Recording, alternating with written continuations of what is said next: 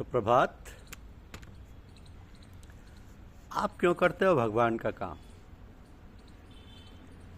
यह हमारी आज की आध्यात्मिक चर्चा का विषय। आप क्यों करते हो भगवान का काम? मनुष्य ध्यान के द्वारा जो शांत मन पाता है वो वस्तुतः थोड़े समय के लिए होता है, क्योंकि जैसे ही तुम ध्यान से बाहर आते हो वैसे ही मन की शांत स्थिरता, जिसको कहें कि अचंचलता, में से भी बाहर निकल आते हो। प्राण, शरीर तथा साथ साथ मन में भी सच्ची स्थायी आनंदाभूति तो भगवान के प्रति पूर्ण समर्पण से हो जाती है। क्योंकि जब तुम किसी भी चीज़ को अपना ना कह सको, अपने आप को भी अपना ना कहो, जब सब कुछ भगवान का हो, यहाँ तक कि तुम्हारा शरीर, तुम्हारी भावनाएं, तुम्हारे विचार, तुम्हारी संवेदनाएं भी भगवान की हों, तो भगवान हर चीज़ की जिम्मेदारी ले लेते हैं। फिर तुम्हें किसी चीज़ की चिंता करने की जरूरत ही नहीं। और आप क्यों करते हो?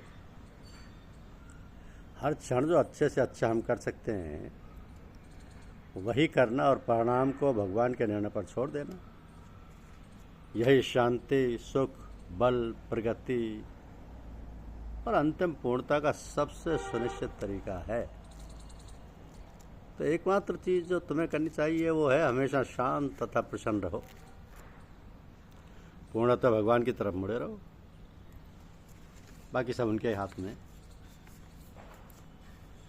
जो सच्चे सद्गुरु या संत हैं वही अपने सेवक को शब्द सुनने का भेद और तरीका बतलाते हैं। तो वो शब्द हमेशा हमारे अंतर में गूंजने वाला है और इसे ईश्वरीय आवाज़ कहते हैं। अंतर में शब्द कैसे सुना जाता है और उसमें कैसे समाया और लीन हुआ जाता है, ये तरीका भी वे ही गुरु लोग बताते हैं जो स्वयं उसे करते हैं और उसी में लीन है और परमात्मा से जुड़े हुए हैं। इसका वर्णन कबीरदास जी ने सूरज शब्द योग के नाम से किया है। ये तरीका सरल है, इसमें शक नहीं, मगर इसके पूरे जानकार और सच्चे सद्गुरु विरले ही मिलते हैं। ये मार्ग यानी शब्द मार्ग सरल होते हुए भी बहुत कठिन है। इस मार्ग पर वही चल सकता है जिसने अपने आप को पूरी तरीके से गुरु को समर्पित कर दिया है और बिल्कुल उनकी इच्छा और इशारे पर चल सकता है। इस मार्ग में साधक इतनी जल्दी तरक्की करता है कि कदम डगमगाने लगता है, मगर गुरु लोग उसकी संभाल और देखभाल करते हैं। जरा सी लापरवाही से साधक कहीं का कहीं जाकर गिर सकता है। इसलिए संयम और यम नियम का पालन बहुत जरूरी है। जिस साधक ने पहले से यम नियम आसन आदि का अभ्यास कर रखा है और धर्मशास्त्र की पूरी पाबंदी करता है, उसको कोई खटका नहीं। उसे तो गुरु लोग साथ संभाल कर निकाल ले जाते हैं। क्योंकि जो गुरु से दूर रहते हैं और धर्मशास्त्र के अनुसार उनका रहन सहन व्यवहार नहीं है, उनको बहुत कठिनाई का सामना करना पड़ता है। भगवान ही दया कृपा करें और गुरु लोग अपने सामर्थ्य से गुरु लोग उसको साधे रहें तो बेड़ा पार है। हम लोग बहुत कुछ सुनते हैं, बहुत पढ़ते हैं, उससे क्या मतलब? हमारे लिए वही चीज़ लाभदायक है, वही सार्थक है जो हमने अपने जीवन में उतारी। तो हम जैसे विचार करेंगे वैसे ही हमारी रहनी सहनी, वैसे ही हमारा चाल चलन, वैसे ही हमारा व्यवहार बन जाएगा। हर वक्त भगवान की याद करें, अपने इष्ट जो भी हैं उन इष्ट भगवान को हर वक्त याद करें। तो बातें बहुत सी हैं, रोज़ आप खूब सुनते हैं, अच्छे व्याख्यान, अच्छी अच्छी बातें पढ़ते भी हैं, सुनते भी हैं, मगर हमारे लिए लाभदायक वही है जिससे अपने जीवन में उतार सके। तो अपने जीवन में यही उतारें कि हम हर वक्त चलते फिरते खाते पीते भगवान की याद करें। यदि हम हर समय भगवान की याद करेंगे तो हमारे अंदर भगवान के गुण आ जाएंगे। राम ही जपो भूल मत जाओ, जब भूलो तब गोता खाओ। अब बात ये है कि हमारे दिल में सदा कोई ना कोई ख्याल रहता है,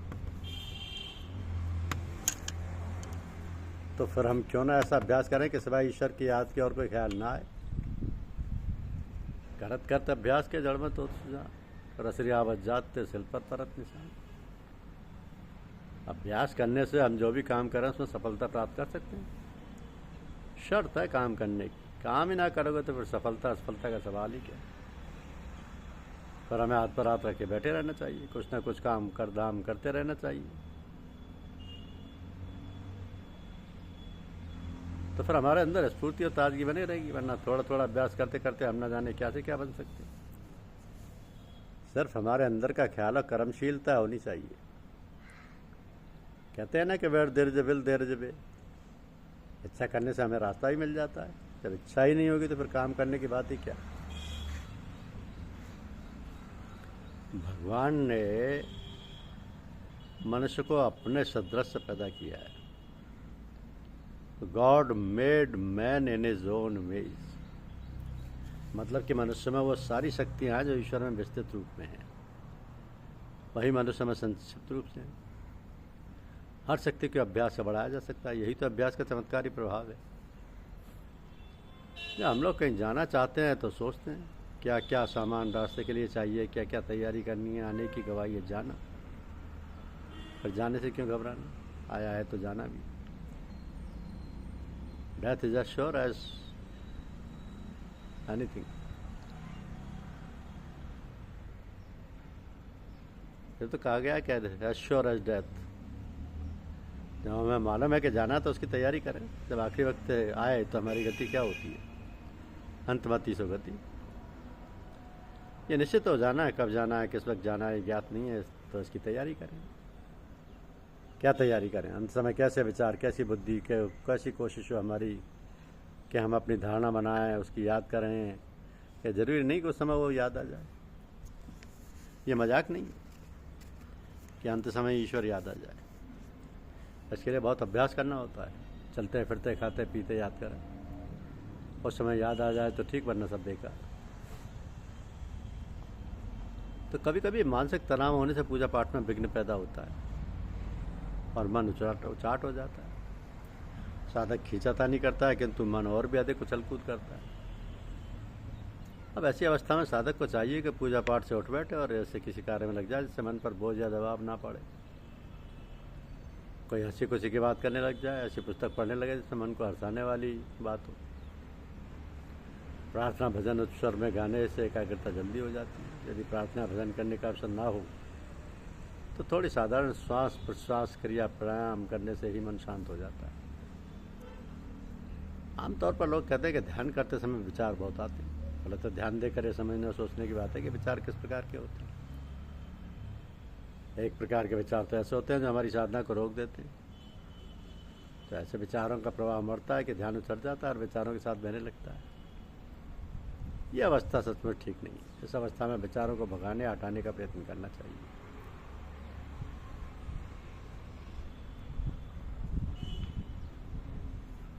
करना चाहिए क्योंकि ये तो हमारे रास्ते में रुकावट है। इसके सिवा हमको यह चाहिए कि ध्यान करते समय थोड़ी थोड़ी देर बाद ये ख्याल करते रहें कि हे ईश्वर, मेरा लक्ष्य तू है, तू मुझे अपनी इच्छा अनुसार चला और अपना सच्चा प्रेम और ज्ञान प्रदान कर। इससे भी हमारे अंदर अन्य विचार नहीं आने पाएंगे। दूसरे प्रकार के विचार ऐसे होते हैं जो आते हैं और चले जाते हैं और हमारी साधना भी चलती रहती है। हमारी साधना में कोई गड़बड़ी नहीं होती, वे आते आते रहते हैं। जिस प्रकार हम रास्ता चलते हैं, हम जा रहे हैं, दूसरी ओर से लोग आ रहे हैं, ना हम उनसे बोलते हैं ना वो हमसे बोलते हैं। इस तरह सफाई होती रहती है और आय का मार्ग खुल जाता है। तो साधक को सांसारिक कार्यकलाप में आवश्यकता से अधिक मन नहीं लगाना चाहिए। इसके लिए अच्छा है कि अपने सांसारिक कार्यों को, घर गृहस्थी के कामकाज को भी अपना ना समझकर भगवान का, अपने इष्ट देव का, अपने गुरुदेव का ही समझकर करें।